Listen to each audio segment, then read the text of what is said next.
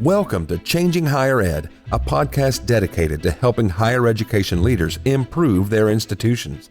With your host, Dr. Drum McNaughton, CEO of The Change Leader, a consultancy that helps higher ed leaders holistically transform their institutions. Learn more at changinghighered.com.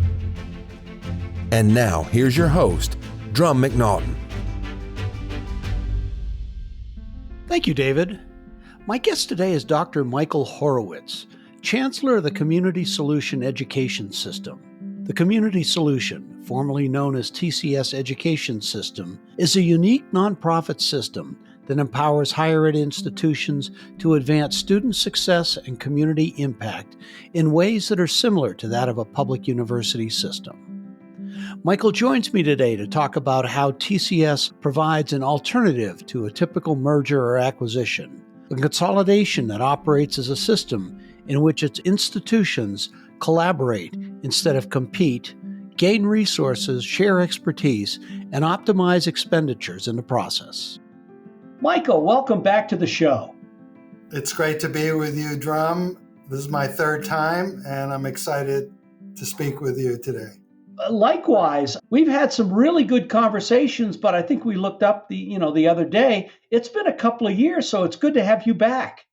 Yeah, well, we've been doing a lot in our system space, and a lot of changes have taken place in higher ed during that time as well. Really? Changes in higher ed? What an amazing concept. Indeed. So, you've been on the show before, but it was a few years ago.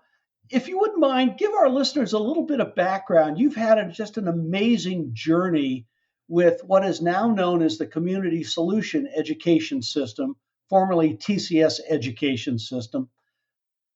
But that hasn't been your entire career. You've done quite a bit of things. Well, I'm a licensed clinical psychologist. I still maintain my license here in the state of Illinois. I've been a faculty member in professional schools of psychology. I've been a dean of 2 campuses in a multi-campus system and served as president of the Chicago School from 2000 to 2010, where I remained the president emeritus. And during that time in 2009, I launched our system concept with the firm belief that colleges could do much better working together than working on their own. And so we're celebrating our 15th year as a fully integrated private nonprofit higher education system. Since you and I spoke, our 6th university, the University of Western States in Portland, has joined. And I think last time we spoke, our 5th university, which is really a startup, Kansas Health Science University, was much earlier stage and is now celebrating having its first class of medical students in the field as they've welcomed, their 3rd year of new students. Wow, that is just amazing, amazing stuff. And when we were chatting the other day, you told me that you've got plans to open a new campus there in Chicago, right at your headquarters, and you're going to be building a new building to move into. It's underway. It's actually part of a trend I've seen nationally as we've seen a very depressed commercial real estate market for colleges that have the capacity and need. We've seen universities around the country buy up commercial real estate at depressed prices. So we were able to buy an empty corporate headquarters in Chicago. The alderman for that ward in the city is thrilled because rather than looking at a big empty building, driving a hole in the ward, it's going to become an amazing campus where we will consolidate our national system office with our largest physical campus, the Chicago School, Chicago. And they in turn are in the process of building our 2nd medical school, the proposed Illinois College of Osteopathic Medicine at the Chicago School. And so in a sense, 3 entities that might be in 3 different places in one city will come together. I think it's a perfect way to physically underscore what we do as a system. Let's figure out how to make the most of the resources that we have. Mm-hmm. Which is a great segue into what our conversation is going to be about today is consolidations. We have seen in higher ed far more merger and acquisition type activities. And of that, the way I categorize them, you've got three different types. You've got sell side, somebody coming in and acquiring your institution. You've got buy side, you going out and acquiring someone's. And then you've got consolidation. And consolidation can fit a whole host of definitions. It could be anywhere from sharing back end services to sharing marketing services, all sorts of different things. And then you've got the way that you do it. If it's okay, I'm going to still call it TCS because one, I'm like a lot of higher ed, I don't like to change. And second, it's much easier than saying the community solution. So with your permission, sir.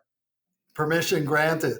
And perhaps we should add to your list the saddest category, which is maybe the biggest growing one of closures. So you have too many colleges that don't get in front of doing any of these things. And I think you and I recently chatted about that Clayton Christensen that had predicted with a co-author many years ago, big scale closures. He's now unfortunately passed away. His co-author came back to say, you know what, everyone was laughing at our prediction. We may have undersold it, and there may in fact be more closures than we anticipated. Yeah, unfortunately, I think you're absolutely right.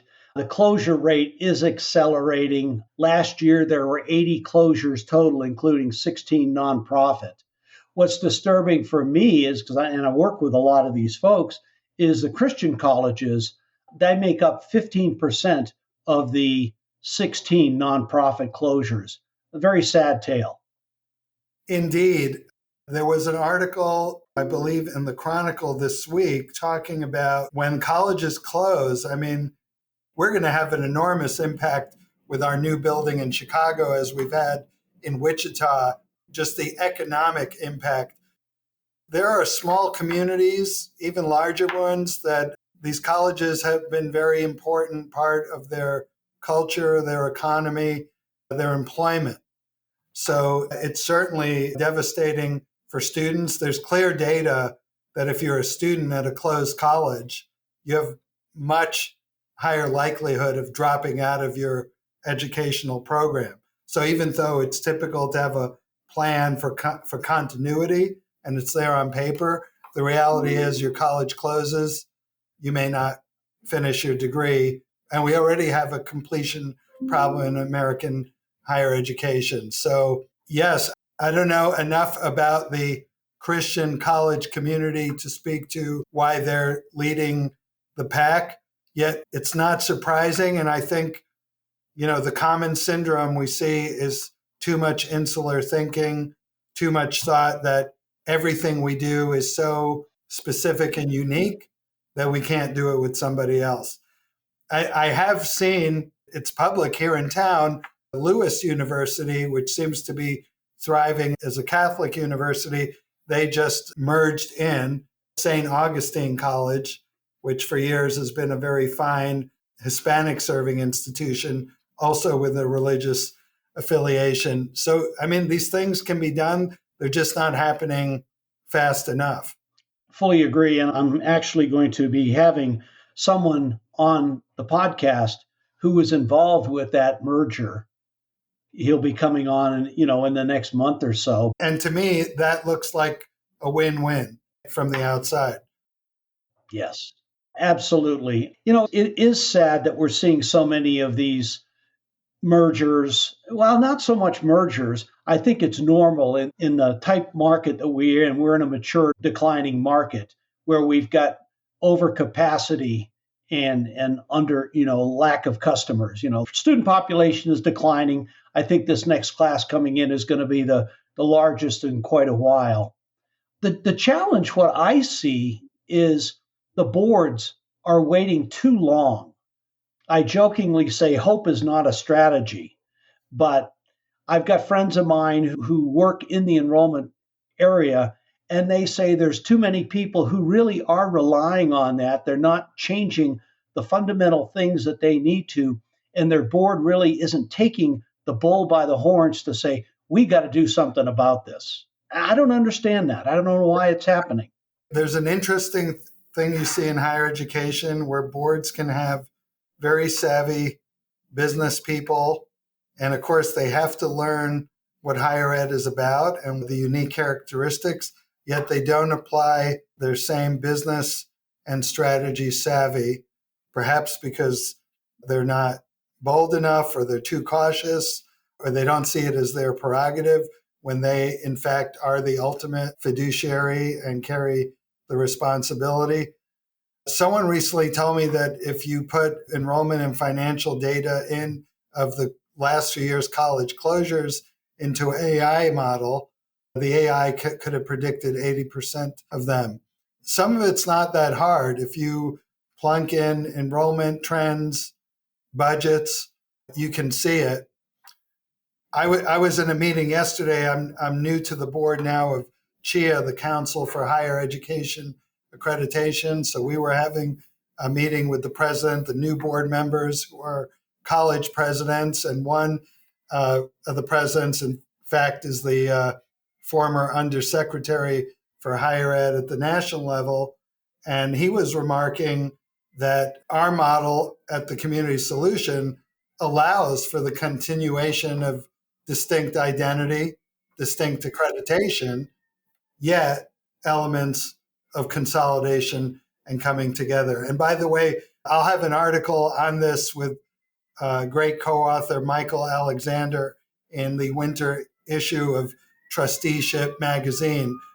Not only should board members, as you say, get in front of these trends, they should look at the different options: merger, acquisition, and consolidation, which from my point of view needs to be done even earlier, because you can't consolidate something that's too broken to be consolidated. Yet you could really have a reversal of fortune if you do it in time. Mm-hmm. Yeah, absolutely. So let's get into the consolidation. What are some of the different models that you've seen with consolidation? And how do you, at the Community Solution, how do you interpret that or apply that? We interpreted, in fact, in what we're calling during this era a one system model and amplifying systemness. We believe it can't be a la carte. It has to be endorsed at the board level of a college joining our system and by our system board. And for that matter, we let all our existing colleges speak to a new institution joining. And from that point on, you're integrating governance and really everything possible, in particular, all the elements that are non-student facing. And I could rattle off a long list, but among the most obvious are finance, technology, marketing, things that are critically important to running a college, yet not inherently part of the education. All of that can be scaled to better quality for the same dollar. And I should distinguish, each of our colleges keeps its own accreditation, president, board, leadership, their own assets and liabilities. So when I say consolidate finance, we're not pooling assets and liabilities. That remains distinct. Yet the very vast operation of auditing, accounting, investment, that can be done as one at a higher level and with the opportunity. We don't think of it as so much as saving money, but that finding those precious dollars to invest further into the academic project. So I'll say that over our history, our colleges have more employees. They're more student facing, more faculty, more student direct staff, because the rest of it can be made to operate with better technology and a high quality of people.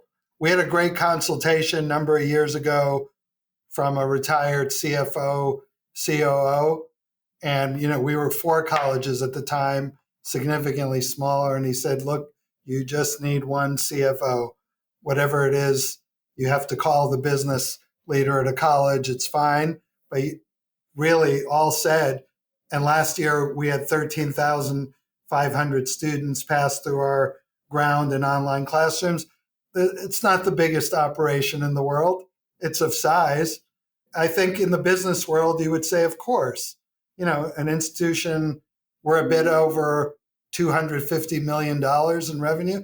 You can manage just fine with one finance team. So something wild took off in higher ed where people thinking things like their finance office or their technology or insurance system is part of their unique identity.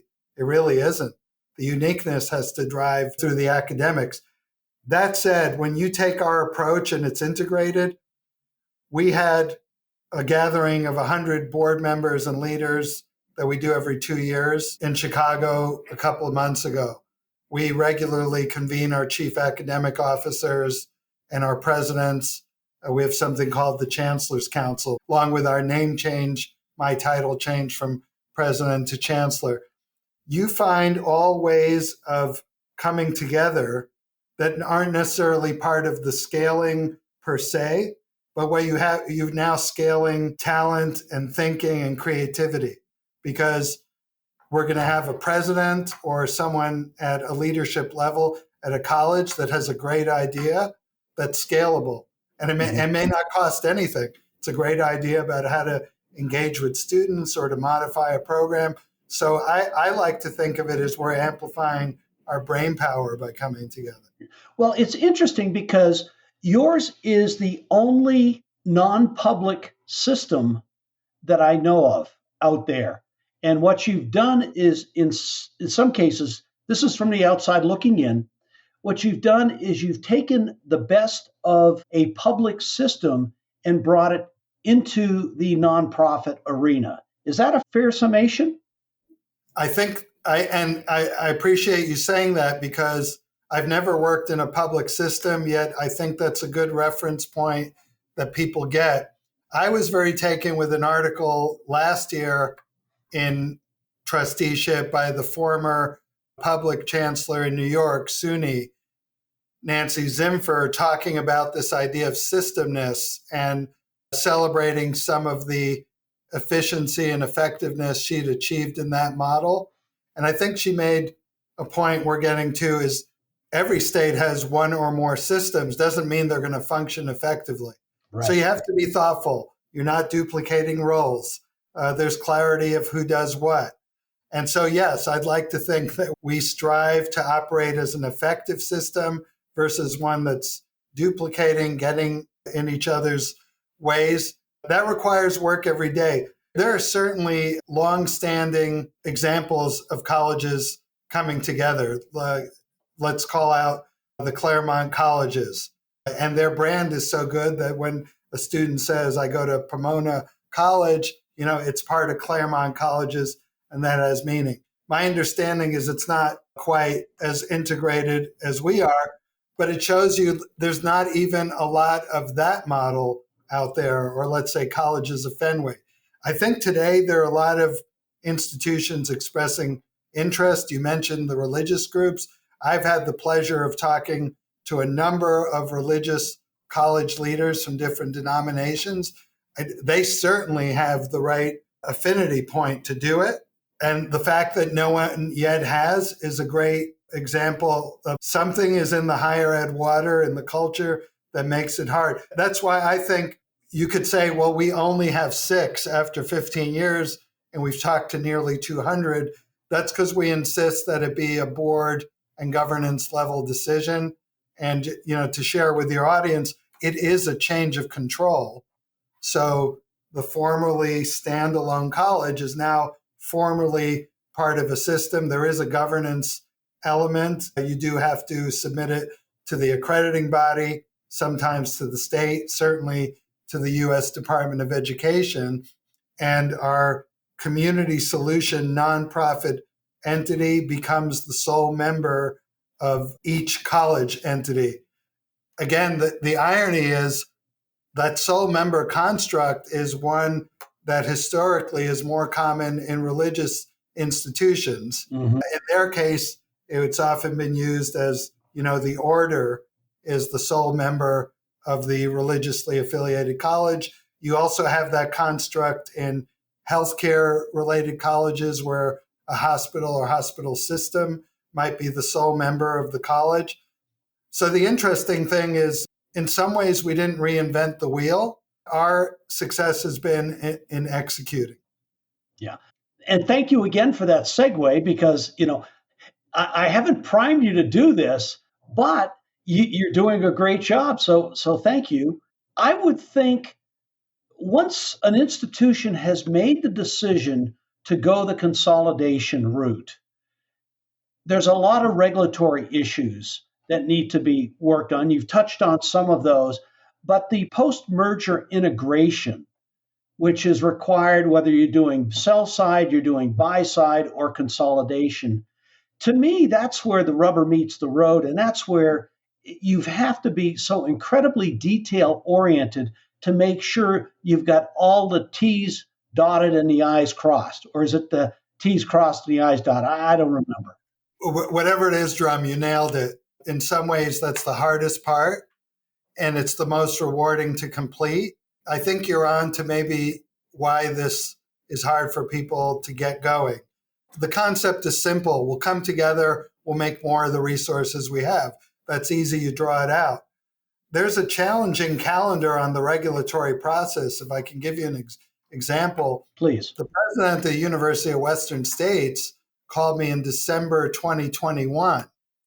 We finished the approval process, and the last entity to sign off was the U.S. Department of Ed in the winter of 2023. Okay, so you have to commit to, we're really into this idea. We're going to tolerate, in effect, a period of limbo where, we're getting to know each other, we're making plans, but we're in fact not yet approved to advance. And you better make use of that time, because rest assured, with that final approval, we could trigger technology and marketing and admissions and finance. And that's a lot of work, which in itself does not create, better education per se or more efficiency. So at that point, you may be in the 3-year realm to get through planning, approvals, regulatory, and the integration. Now, on the other side of it, it's very, very rewarding because there's more resources, there's more talent, there's more technology capability. I think a lot of institutions may start the conversation and then get overwhelmed by, well, wait a minute, we didn't know we had to do all that. But you literally need multiple projects and multiple project planning teams, just as you do in any other area of the world. I was having a conversation with a gentleman just a little while ago who was involved with a merger. And I made the comment to him, I said, the most valuable person that you have on your post-merger integration team is your project manager. And he just laughed and said, absolutely. You've got to have that one person or that team of people who are monitoring everything that needs to be done from a regulatory perspective, from an integration perspective, all of these things. The one thing that is always, I think, the most challenging in these post-merger integrations is the building of the shared vision with faculty. Faculty have got to be on board with this. How do you deal with that with the consolidations like what you do? When we started out, we were the Chicago school creating then TCS now. So as our second college, Pacific Oaks, joined, I saw the anxiety like, oh, you're going to make us be like the Chicago school, including academically, even though we were adamant, no, we understand you're different. In fact, that's what we celebrate. I would say more recently with our history, the faculty understand that that isn't really the driver on consolidation. And in fact, there's more resource available. As a couple of examples, we have teaching and learning resources at the system level. We have a global engagement program that facilitates faculty taking students on study abroad trips, a short trip of a week or so in combination with an online course. We run an annual faculty assembly where faculty from all our colleges can come together. So I think our history has shown that our model led, in fact, to more faculty, probably better human resources available, benefit plans, and so on. And so I think that was something we had to have some history to demonstrate. Now, as we integrate fully with the University of Western States, that hasn't really been the same sort of flashpoint that I'd say it was in the early years. Absolutely, though, the point is well taken. There's a high need for communication with faculty and the entire college that's coming in. That is so critical because the faculty, if there is resistance there to what's going on, can stop a deal or make it far more difficult than is necessary. I've seen that happen too many times. And it's interesting, you mentioned Pacific Oaks. Pat Breen was a good friend of mine back at Fielding when I went through and I did my doctoral work. And I know she's retired from Pacific Oaks. I wish her all the best. She remains in our system, by the way, as the current board chair of Saybrook University. Very good. She was named president emerita of Pacific Oaks College and Children's School, a real higher ed talent. Yeah, which brings me to my next question.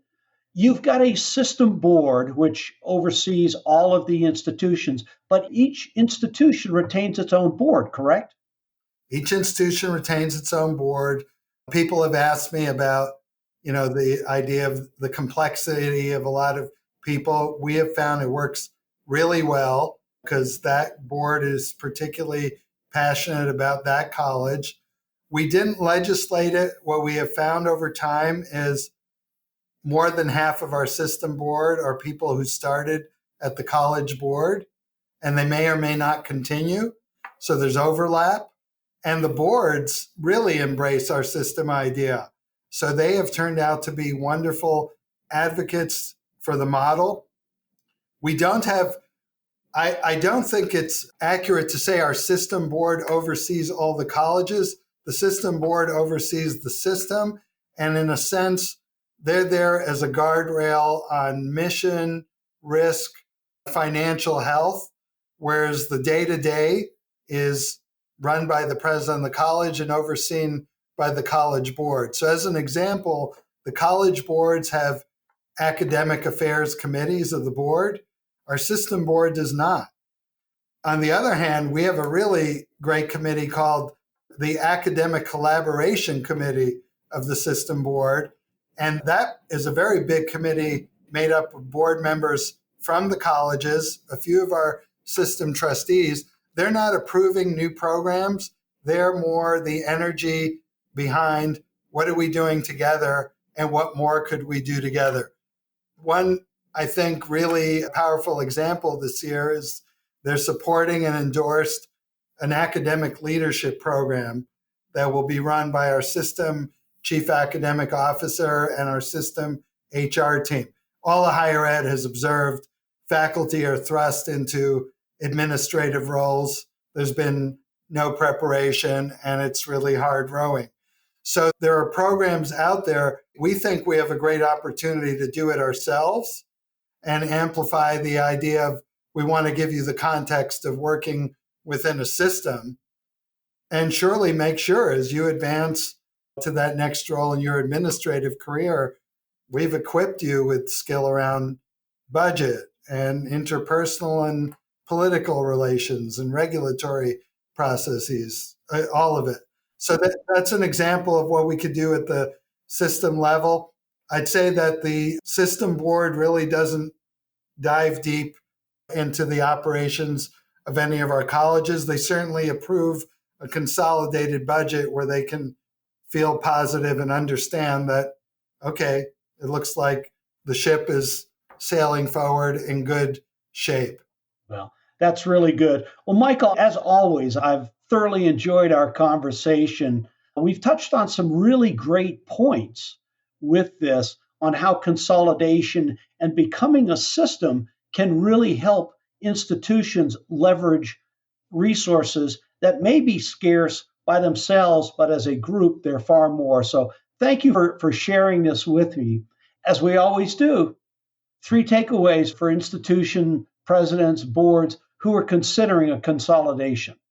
No matter your standing today, look for the opportunity to find partners with other colleges and universities and even other entities in your broad community, however you define it. My co-author, Michael Alexander at LaSalle University, he did it with a retirement community. Have the conversations early. Don't wait till there's urgency, and be really studied about your financial trends, because our business is educating students, and you need a budget to do that. If the budget is contracting, it's hard to get better. And if you can think about amplifying resource, you can make your academic mission and your community impact stronger. Oh, so great recommendations. Thank you. It's so good to hear how well you're doing there at the Community Solution. I'm excited about your new plans, but you told me about some other things that are going on, and I'm really excited. Please share those with our audience. Well, we are moving to this new facility in 2026 that will bring together our system office, the Chicago School, Chicago campus, and their proposed Illinois College of Osteopathic Medicine. I think another clear example of amplifying resource, and here you'll see it in a very physically tangible way. I would say we're going to end up using less space than if those 3 entities were in 3 different locations. And as our CIO often points out, you can be across the street. If you have 2 locations, you have 2 IT setups. It's again, we're being very, very thoughtful about using our resource to best effect. Another exciting coming attraction is in 2025, and I hope you'll visit us in Chicago and you'll come see us in Vancouver, Canada. We see an opportunity for our colleges to recruit Canadian students, particularly with the new and growing hybrid formats that a lot of professional studies allow. And so, again, there's no reason on earth for us to set up 6 offices. It won't be a campus per se, but it'll be an opportunity for Canadian and other international students to connect with our colleges, for us to make partners in Canada. It's a very exciting development, particularly since I firmly believe that a global perspective is important in higher education. Absolutely. Well, Michael, again, thank you so much for being on the program. It's great to catch up with you. And, for anybody who's listening, happy holidays. Happy holidays. Thank you for your advocacy for leadership and change in higher ed, Drum. Thank you. Take care, my friend. Bye-bye. Thanks for listening today, and a special thank you to my guest, Dr. Michael Horowitz. Michael, it's always a pleasure to have you on the program, and I look forward to the next time our paths cross to talk about the Community Solution Education System. Thanks again for listening. See you next week. Changing Higher Ed is a production of The Change Leader, a consultancy committed to transforming higher ed institutions. Find more information about this topic, along with show notes on this episode at changinghighered.com. If you've enjoyed this podcast, please subscribe to the show, and we would also value your honest rating and review. Email any questions, comments, or recommendations for topics or guests to podcast@changinghighered.com. Changing Higher Ed is produced and hosted by Dr. Drum McNaughton, post-production by David L. White.